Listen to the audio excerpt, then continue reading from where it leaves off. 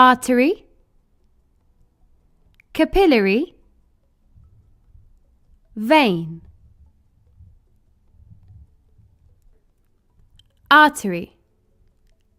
An artery takes blood away from the heart.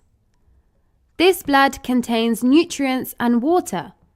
Arteries supply this blood to the rest of the body. Arteries also transport blood from the heart to the lungs to be oxygenated. For example, the biggest artery of the heart is the aorta.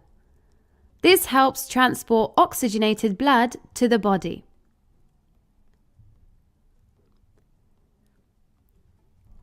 Arteries have a thick muscular elastic wall that constrict and expand. They have a narrow lumen, and blood in the arteries flows at high pressure.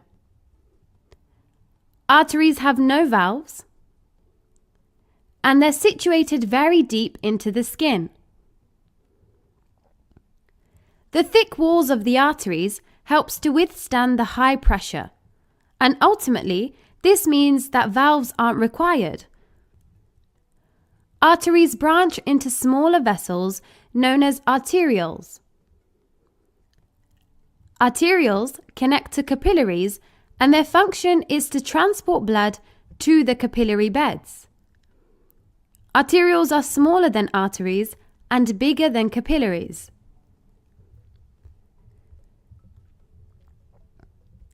Capillary. We can think of capillaries as an exchange center. They are tiny blood vessels which allow oxygen, carbon dioxide, nutrients, and water to move in and out of the bloodstream. Capillaries are located between arteries and veins. They allow exchange of materials between the blood and the surrounding cells. Capillaries receive oxygen and nutrients and release waste products to be sent away. Capillaries are found around the body, for example, in the liver and kidney. Capillaries are 1 cell thick. The thin walls helps with diffusion of nutrients and waste. They have a narrow lumen. Blood flowing through is at a low pressure. There are no valves, and capillaries connect to arteries and veins. Vein. Veins carry blood to the heart. So they transport deoxygenated blood, carbon dioxide, and other waste from the body back to the heart. For example, the pulmonary vein and the vena cava. Veins have thin walls. They have a wide lumen.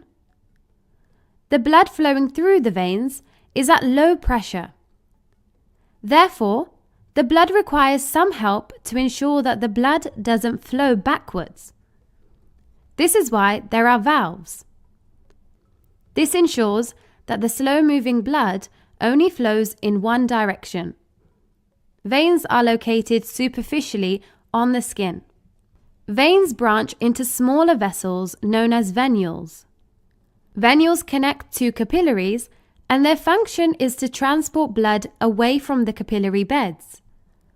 Venules are smaller than veins and bigger than capillaries.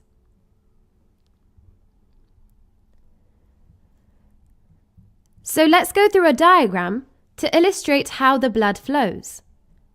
This is the artery, arteriole, capillary bed, venule, vein.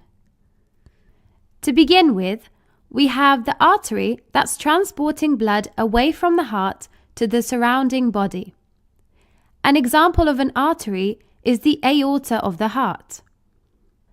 The blood then flows through the artery into the smaller branch called the arteriole.